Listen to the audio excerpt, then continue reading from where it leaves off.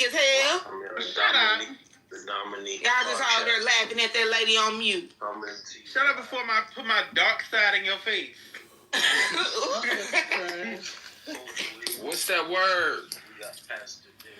Nothing. Just packed some old hoes up. Who you packed up, friend? Nah, I ain't packed no old hoes. Mouth did. And Tori. Speaking of dark side in your face, hey, Bussy. Who's she talking to? Dark side in your face? What that mean? Who's she talking to? This is the new Bussy. The house of Bussy. Damn, who's she talking to? I think she talking about you, Tanner. You know what the fuck I'm talking about. Who got dark spots? That's gonna pressure. But what up, Fox? Like, girl, if I'm outside watching my nigga on the grill, I'm back in. I'm fixing another bottle of glass of wine. You popping pills and drinking alcohol. You're so irresponsible. Ain't no nigga over there on You're your so grill. responsible. Tell him your piece. Ain't no nigga over there right now. That bitch made peace, but she bring hell. This crazy. What's up, fashion? This bitch made peace, but bring hell. If you put a nigga on Valentine's Day, he should still be there, bitch. Oh He should still be there on Sunday night, bitch. Do you got a ring? He should still be there, bitch. Do you got a ring? Fuck out of here, hoe. It don't matter. I'm not so sure that is the truth. Maybe it's what they've done. Like you said, hold on. Just like you said, you don't have to be halakhically Jew because Hitler didn't even understand these things. In fact, not once did he ever mention them. I haven't seen him once mention who they are. Not once did he mention the Torah and the Talmud and any of the teachings from within. His issue was with the communists, which it just so happened that the Jews swelled the rank of the communists. So I'm not really sure it is about who they are as much as it is about what they do. Sure, but I can steelman your argument and make a much stronger point. Go ahead. Well, before you go ahead, the second point that I disagree with... I can steelman your argument and make a much stronger point. Most of those in the camps were not even Jews, and at the same time, I don't think all Jews were sent to camps. I think some of them were in ghettos, and they remained there. Sure, but they sent... what was it, like 11... disagree with it. What was it, like 11 million people in their care had perished? So 11 million people overall? Well, I'm not sure. Yes, overall. Overall what? 11 million? Died in the hands of the Germans, being in camps. In the camps? Yeah, the numbers are have that numbers and say, okay, all right, you guys okay, sure. That's fine. Now, if I was going to play devil's advocate and steelman, I would say look at political violence in Germany. So you can actually million. Shut the fuck up! I'm making a fucking point. Shut up! 5 years. Shut up! It's not even dude. Man, Mr. Anderson, hold on a second. I want him to steelman it because I'm genuinely curious. This is my concern. If you can steelman it, dude, you changed my mind. So go ahead. So German. Look at German political violence, Weimar Republic or pre-World War II, and it was between the far left and before the Nazis took power, their government was largely conservative. So it was basically had the far right and the far left. Now, when you go there, all right, it'll give you the name of all the different organizations. It'll give you the name of all of the leaders. It'll give you early life section, and there'll be Jewish in every single one of the leaders' names. Of the Weimar Republic? Yes. Okay. The far leftist, radical left organizations were all led by Jews in Germany. That is something that, I mean, there's nothing you can do about it. It is what it was. Now, you did have the optics look very bad. I'm not going to give you that. And if we look at when you have a red wave of Bolshevism, you see what they're doing, the body counts. People would say, like, how they're why do you care about steamrolling bugs? countries You and know, just be like frogs and fish and birds and all these different things. So if you can collapse. Oh, if bugs died, the Earth would total death. Exactly, and this is the big concern that we're facing. So you could create a fungus on accident that eats chitin, and the bugs all die. I just came from that room. It's boring. Exactly, and here's the problem: you have no clue, and you can't predict how this future technology Or will a be fungus that evolving. replicates just off of carbon dioxide and oxygen, which is what Interstellar's about. That's what they're really worried about. That goes back to the Andromeda Strain. I mean, they've known this for a while, is my point. So what do we do? Trump's worried about nuclear weapons prohibition, which I'm totally about disarmament. Everybody did it. This is a trillion times more dangerous. This is Promethean fire. Oh, absolutely. This is probably one of the most catastrophic risks or threats that faces humanity and the United States. And we need to be at the forefront of it. No, Elon's right. We got to go type 1 now in case we blow the Earth up. Everybody keeps saying, oh, like Neil deGrasse Tyson, why do you care about getting off world? We got to save this. We save it by, we got to expand right now. This is we're too powerful. We are Atlantis. Whether Atlantis existed or not, Dr. Huff, the story of it with the technology that blows the island up, we're there. I mean,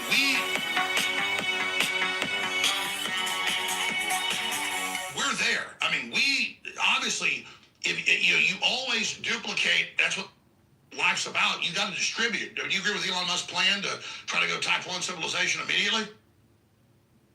Well, I do believe that it is very important for scientific discovery, and it does give humanity way out. I mean, if you do look at the Earth's history, whether it's an asteroid or some other catastrophe, it is important to get off this rock and try to colonize other parts of space.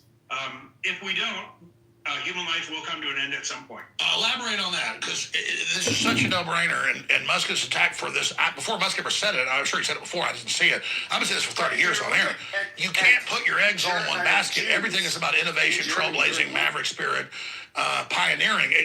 Elaborate on that.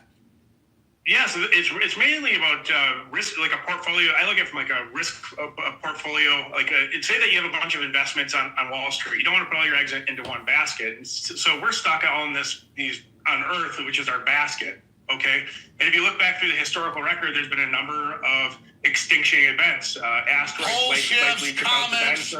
Yeah. Yeah, and so pandemics could be one of those. It could be human nuclear winter caused by nuclear warfare. The only way to actually mitigate this risk effectively over an infinite time scale is to expand across the universe and try to colonize other places. And then it ends resource wars because it's unlimited.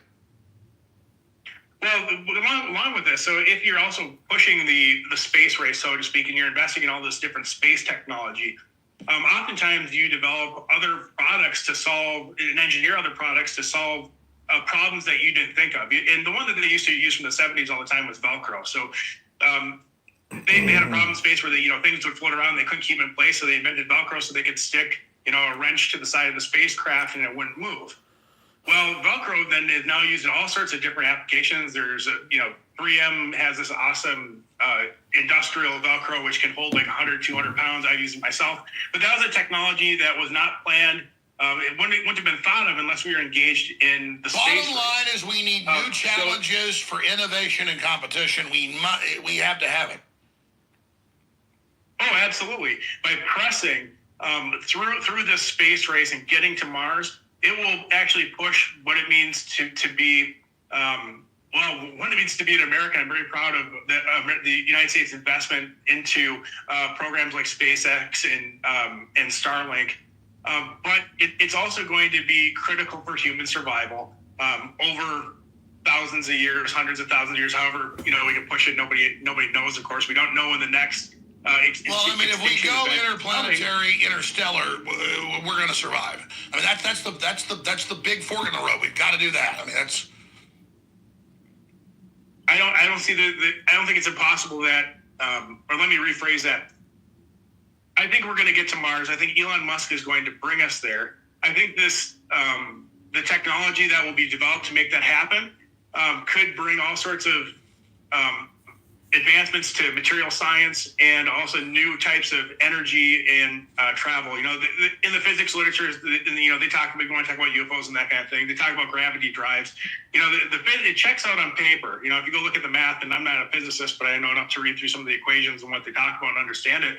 It looks like these types of things are possible. So as Elon keeps pushing the international, or I should say the global or the interplanetary space race, good things are going to come of it.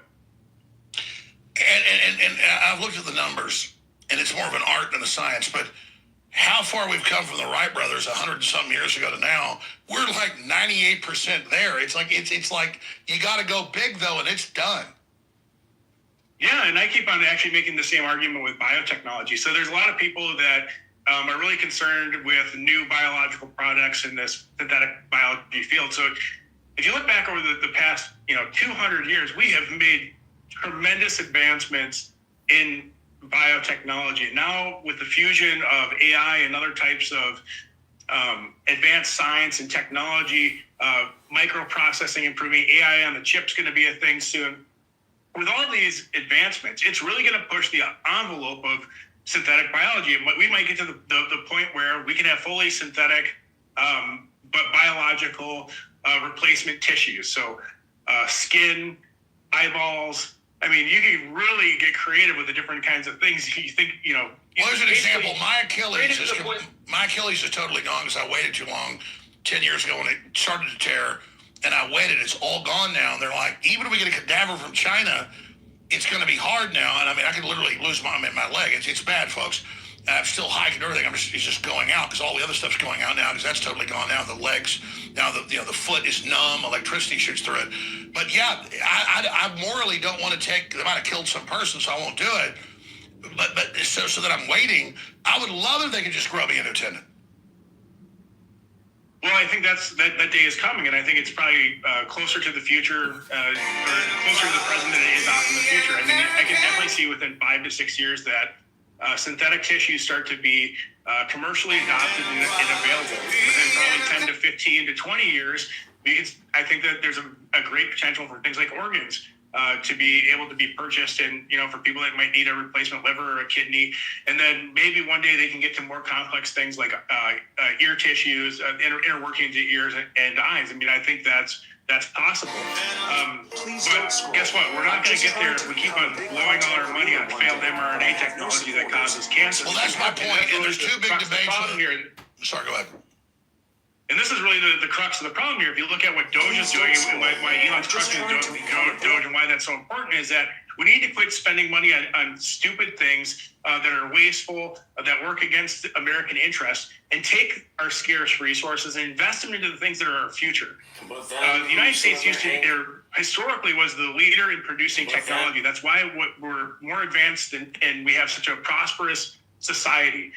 And the only way that we're going to continue that trajectory and get back ahead of a country like China, because I believe that China might actually be taking the lead in a lot of these areas, is to get our budget in check and make smart and wise investments and only focus on the things that are great threats or risks, at least in terms of a biological perspective to national security. I totally agree, and they call that disruptive technology. Well, not letting technology grow and paying $15 million to study shrimp on treadmills is going to get us killed. And there's a lot of schools of thought with the global elite, and the Carnegie Endowment, the plan for peace to dumb us down in the human cycle to stop war, and all it did was just make us uncompetitive and turn us into blobs. That's where we are now. We're trying to get off that system, go back to the Renaissance. But there's really two schools of thoughts within the system right now.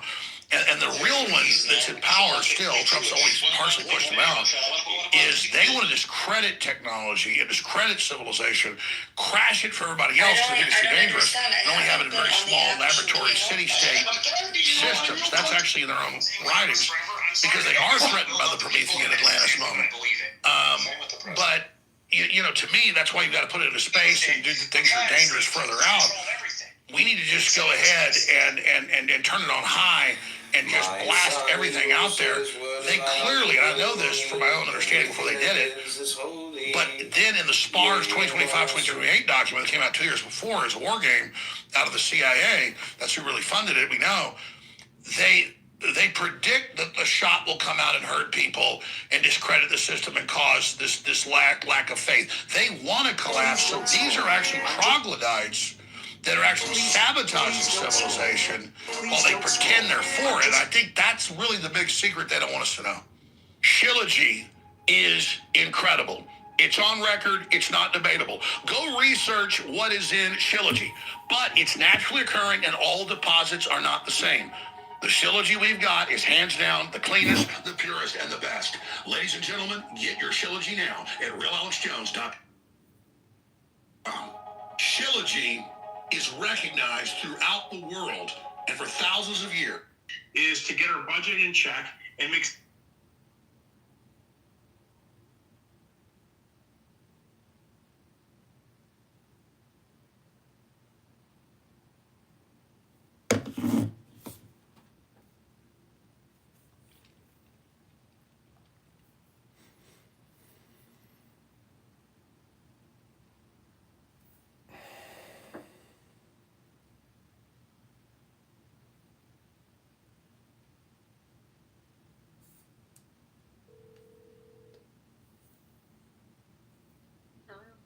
Hey, MJ, how are you doing? Is it Amanda or MJ?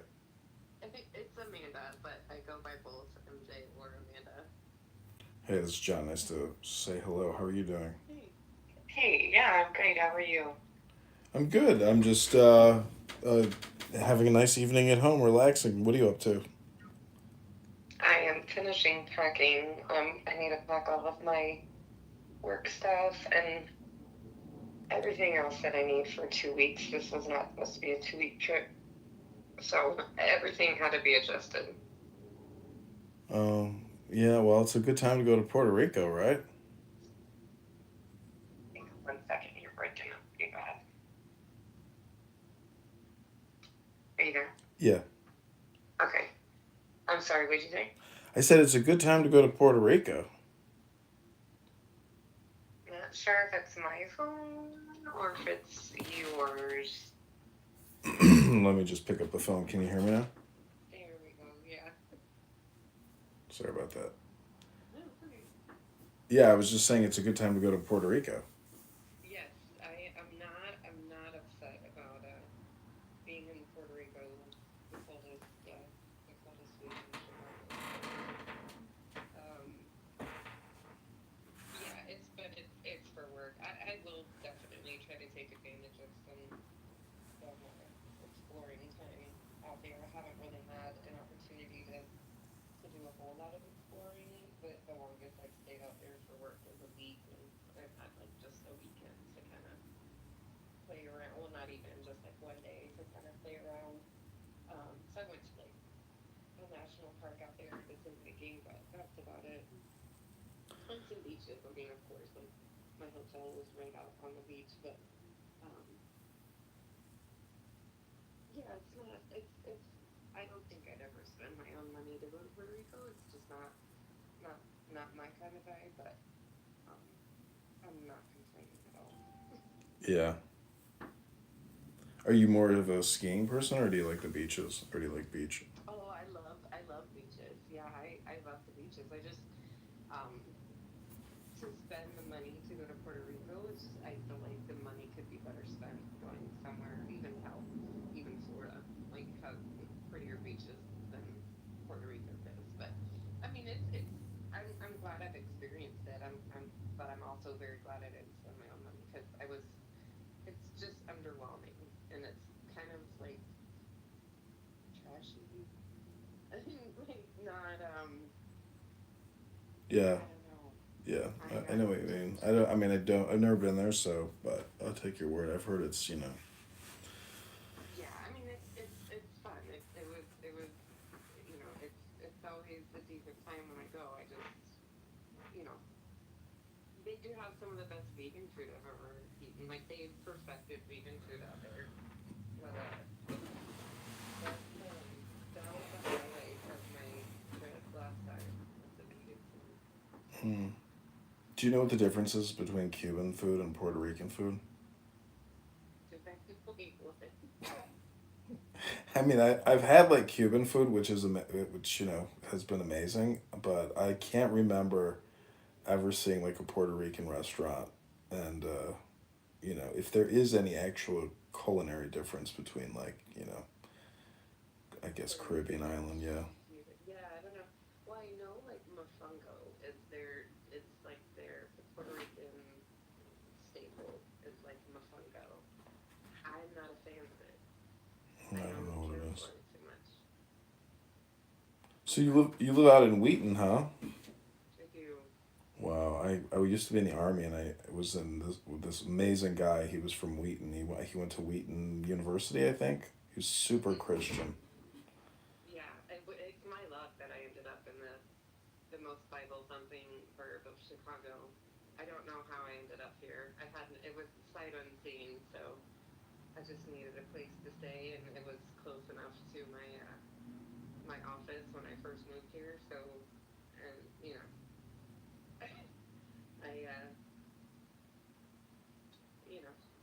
I I ended up here and trying to make the best of it. It's not a bad little town. It is very very Christian. I hate these apartments. They're trash.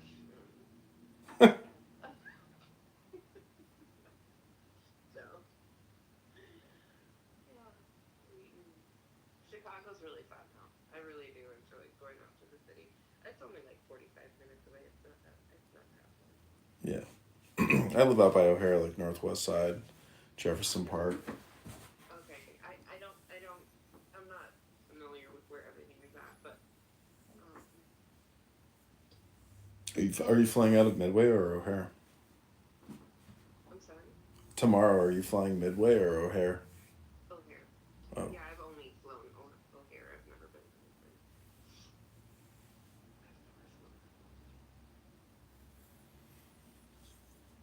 So, where are you from originally again? Texas? I was born in Albuquerque, and we lived in Vegas until I was about 11 before moving to Houston. But then I stayed in, I lived in Houston for 27 years until I moved to Colorado like 3 years ago. Oh, wow. And then I've just been traveling for work, so I went to Colorado, and then I lived in Georgia, and I lived in Kentucky, and now I'm here. Wow. My mother lives in Albuquerque. My grandmother. Oh, does she? Oh, okay. Yeah, it's New Mexico's a beautiful place. Yeah, it's pretty. I find it very peaceful there. Yeah, I do. I always tell people like if you're like a sunset or sunrise person, oh man, you'll see some of the most beautiful skies you've ever seen in your life there. Like it really is. I'm like it's a different sky. It's a different world out there. It's just gorgeous. The hot air balloon stuff is pretty funny. I mean, it's fun. We did that like last year. We went to that international hot air balloon siesta or whatever it is.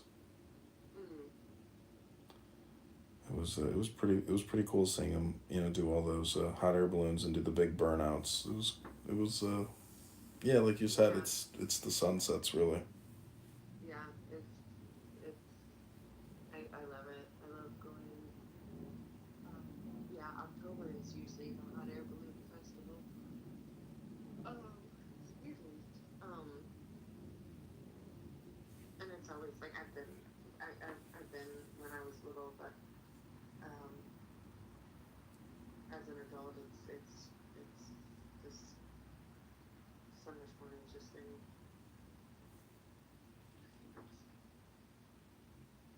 Literally, well, not unfortunate.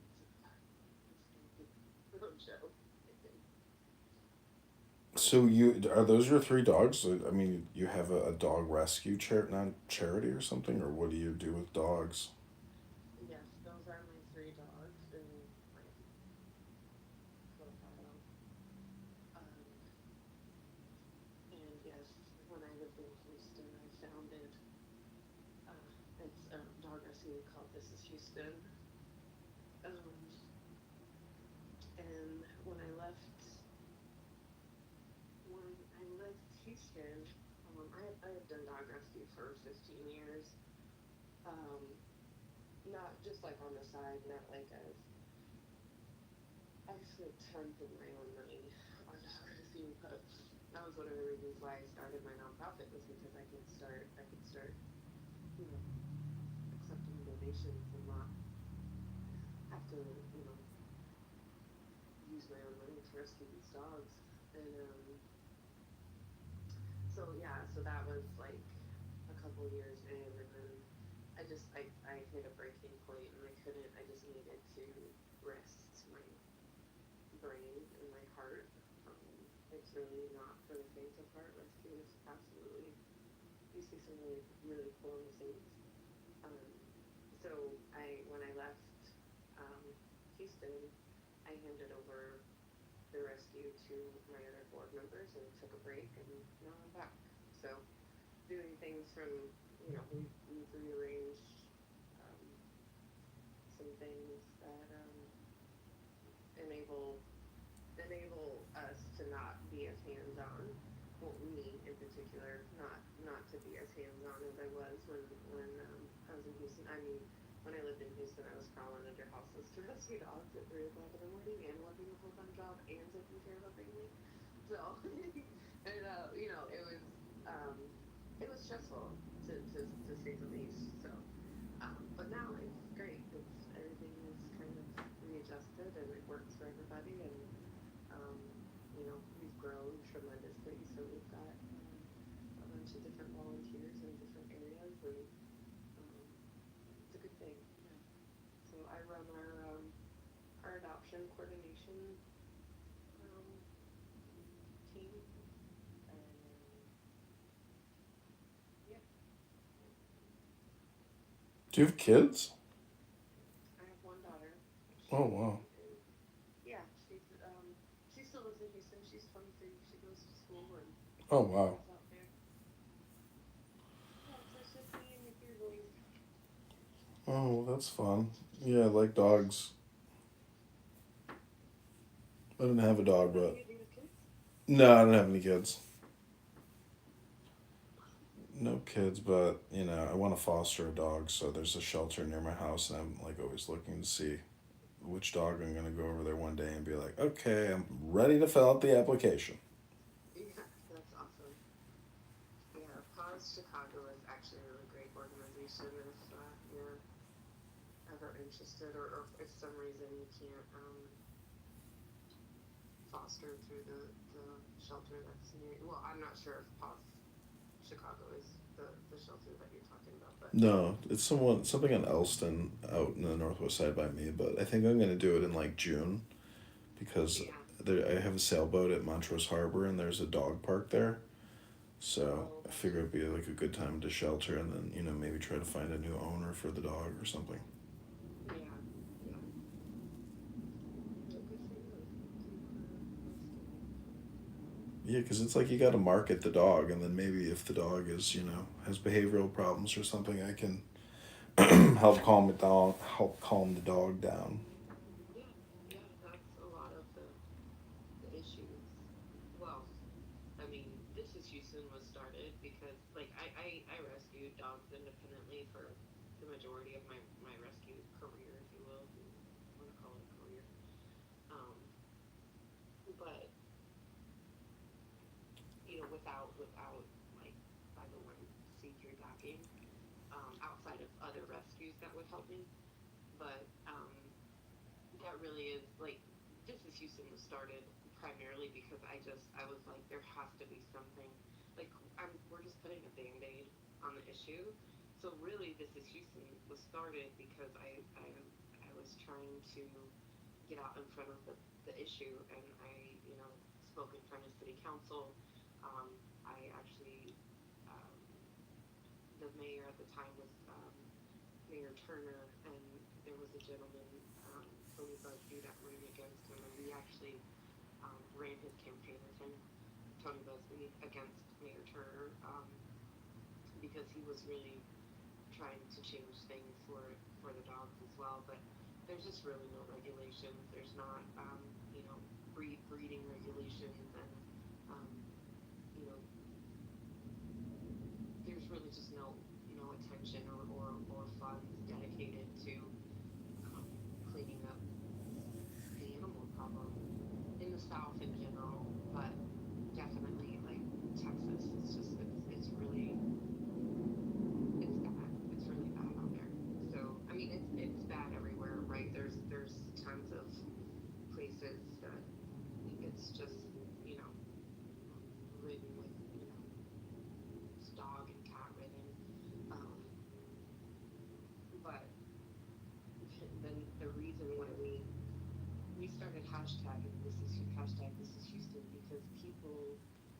there was a post that my board member, my now board member, she and I used to just rescue independently together, but there was a post on Facebook that she posted and it went viral, and it was not even about like pictures of like multiple dogs in the street, garage, like at different areas and distance, like 4 pictures, and it went viral, and all of the country just saying this is not true, like you guys are lying, and I'm like, why would we lie about something like that? Like this is literally the shit that we're seeing every day, and so we started hashtagging This Is Houston every time we would post about a dog, every time we rescued a dog, every time, we just started hashtagging This Is Houston, This Is Houston, This Is Houston.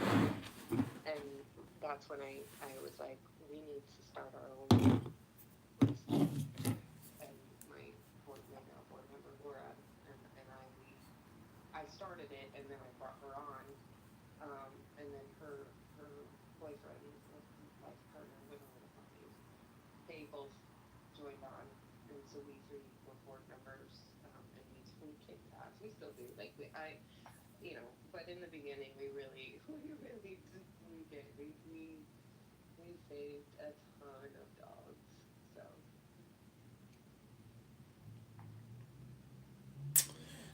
Well, dogs are fun, but they are exhausting. I like to think, dog is like God backwards, so there's something, divine about really everything, but like dogs and cats, and, there's something special, psychological even, about dogs and cats, and how we interact with them, or how they live their lives, or symbiotically, or parasitically, or, love, really, because many people have such a special bond and relationship with their dog that they can never even really find with another human. So No, absolutely not.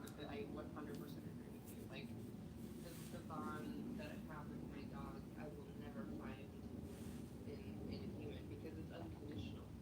I feel like humans don't really understand unconditional love, the way that dogs do. It's that agape love, right? yeah, That just ties into dog spelled backwards, and God is agape love, all of that, right? Like it ties in together. Um, so, and they're so innocent. Like the reason why we have the problems that we have with unneutered, dogs, or unfixed dogs, and cats is because of humans.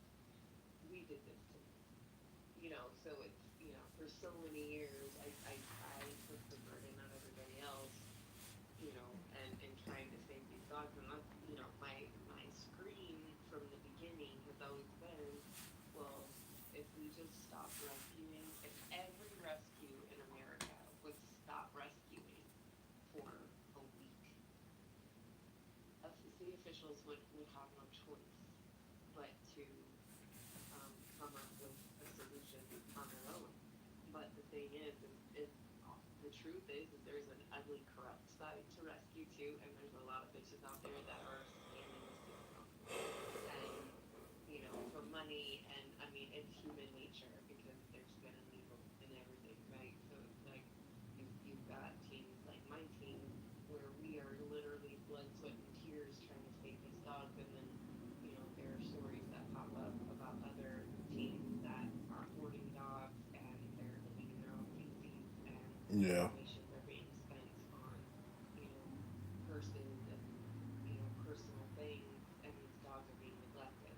So there's no regulations. There's no regulations in rescues either. Anybody can start a 501c3 rescue.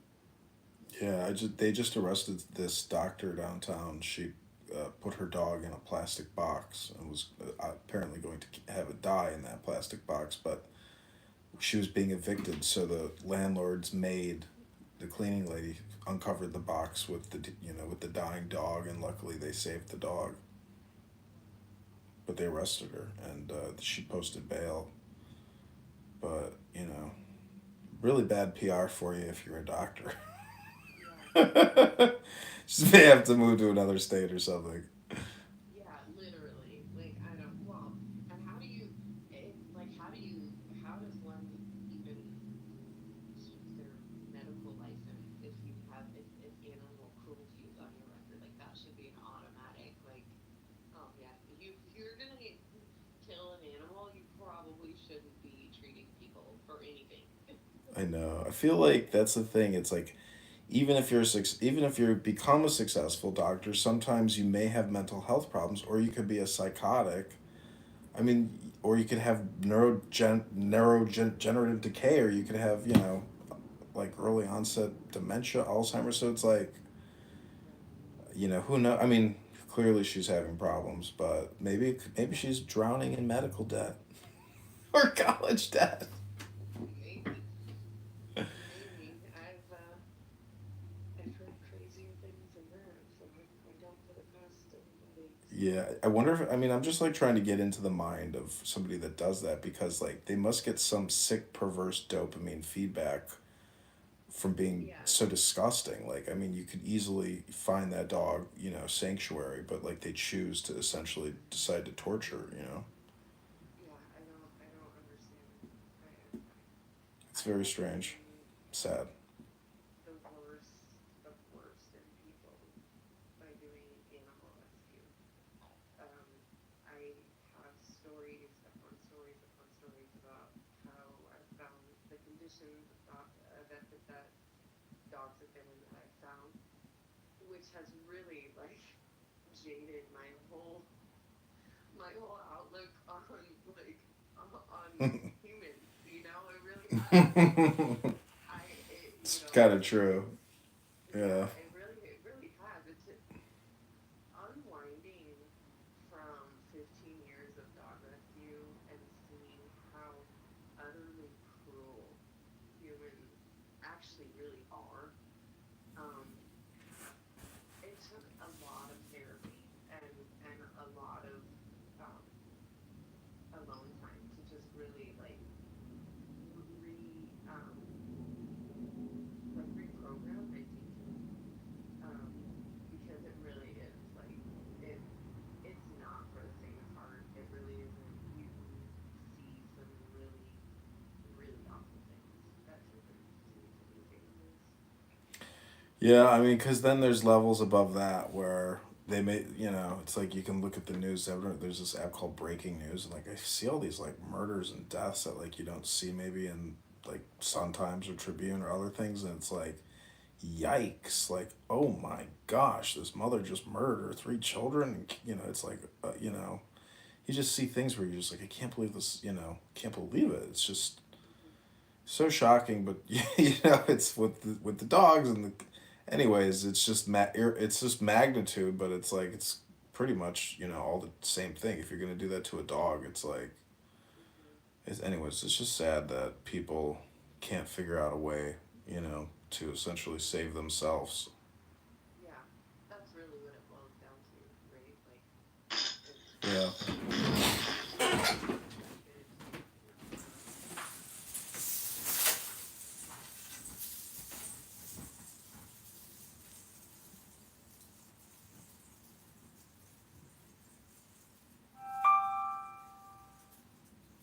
Okay, I'm gonna post a link to 153news.net. Watch this video. It's about the government psyops.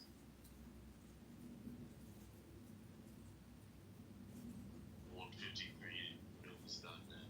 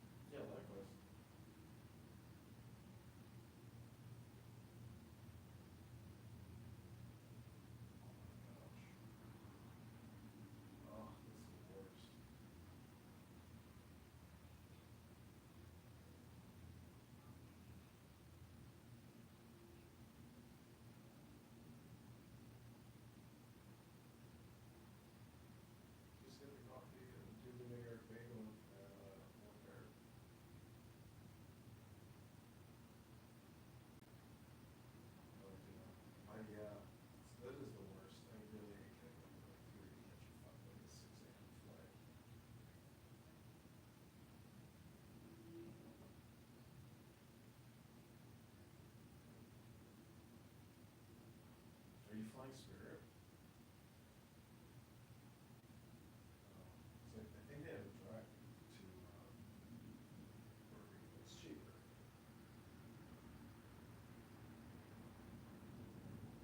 I'm almost sure they do. Are you flying with American or United?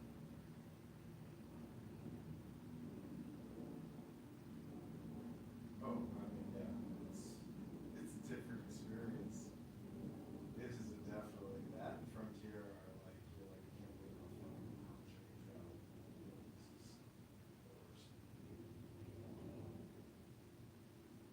Oh yeah, Delta's great.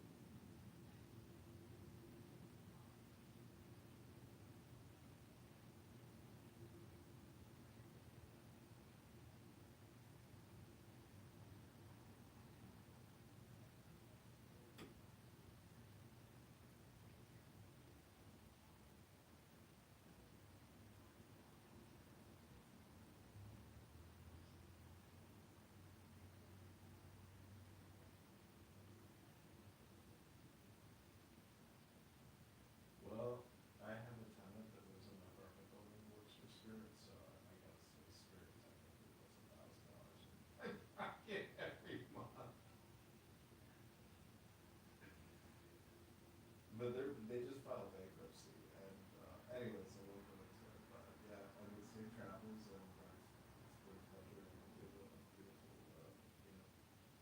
peaceful sleep.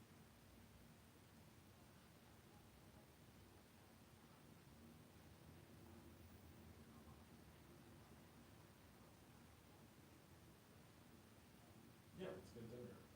Some Friday or Saturday night. Bye. Okay, sweet dreams. Okay, take care. Bye.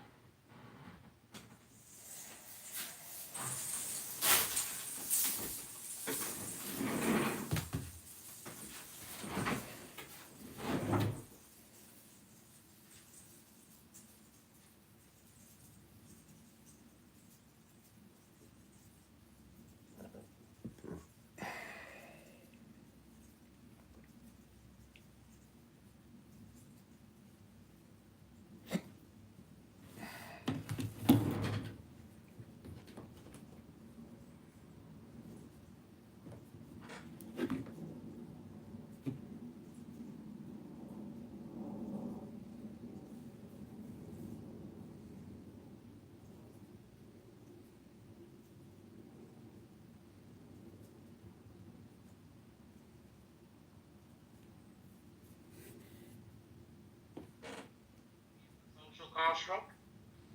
Okay. Isn't that just being from a part of? Isn't being that being? Tell us. Oh my God! It is. You're going too far. You're going. Chinese is a social I'm construct. just asking you why gender. Why you believe it for gender, but you don't believe for other things. No, I thought being Chinese was a person being born in China. No, that's not the criteria. That's not the criteria. It's a system, yeah. That's not the criteria. That's not the criteria.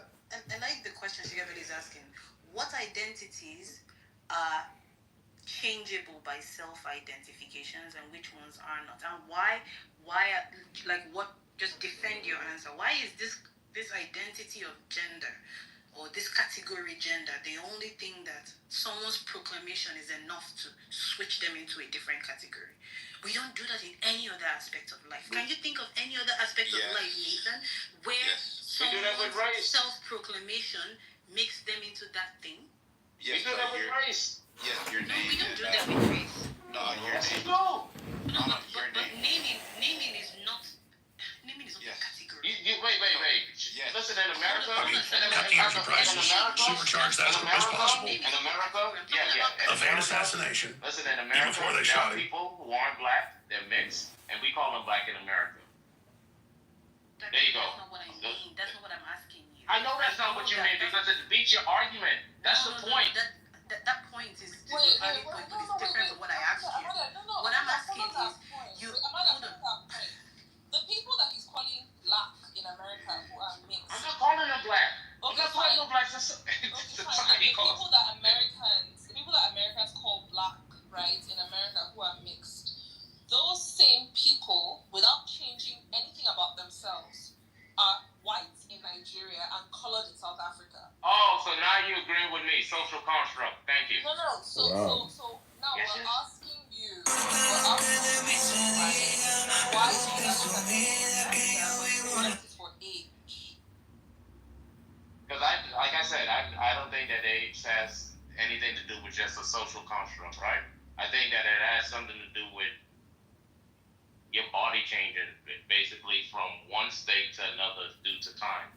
So, an age is basically... Okay, wait, I have a question about age. So, in my country, Nigeria, right, adults are, and this is not constitution, by the way, so the Nigerian constitution says, any child who is married is an adult. That's what the Nigerian constitution says. Like, I'm not making this up. That's what it says. It says any child who is married is an adult. So, you come to Nigeria and you meet a 6-year-old child, and this child tells you that they are married. Is that person an adult or no? In your culture, yes, but not in mine. You have to decide, is this person actually an adult or not? That's different from the question I was asking. So, Nathan, my question to you is, what other social categories or categories in general, not just social, can be biological, it can be extraterrestrial, what other categories such that the person, the individual, Get a life, self-proclamation kicks them into a different category? I just did it. I just did it with race. But you said no. No. For your race argument to make sense, the person had to change location, right? Move to Nigeria.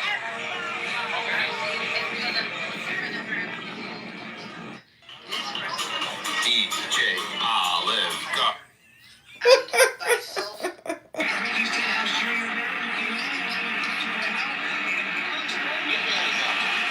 Hey there, we're asking you for an example because I thought I did, but it wasn't good enough. So get a life. That's what I'm asking. Give me an example. So the example you gave, the person has to move to Nigeria to then be seen as white, or the person has to, for the example of a girl that is married, or a little girl that is married, it's based on jurisdiction, right? I'm just saying, in society today, are there categories where self-ID is valid outside of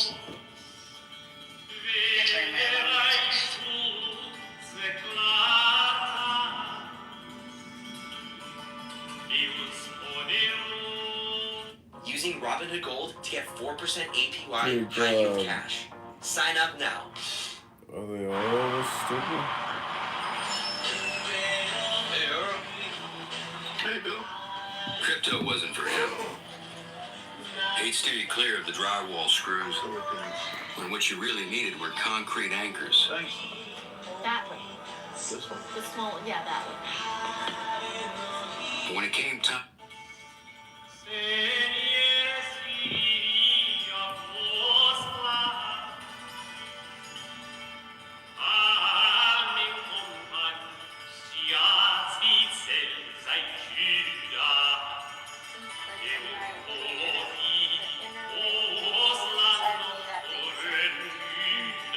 I've had a lot of bad experiences in my lifetime to go Be able to, advocate for, the opposite. Exactly. And that's over there. That's not at the Congress. Yes, and so what I'm saying is that I think you should be able to stay. They kicked me. How'd they know?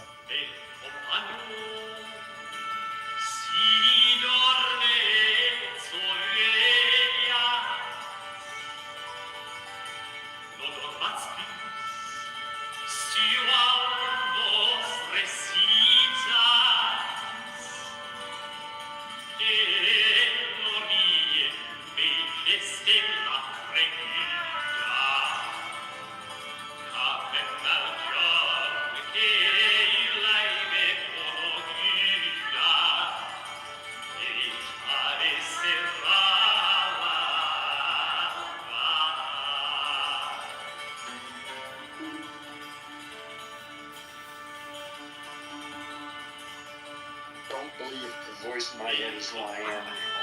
But in reality, if that situation really was there, I'd be happy. What's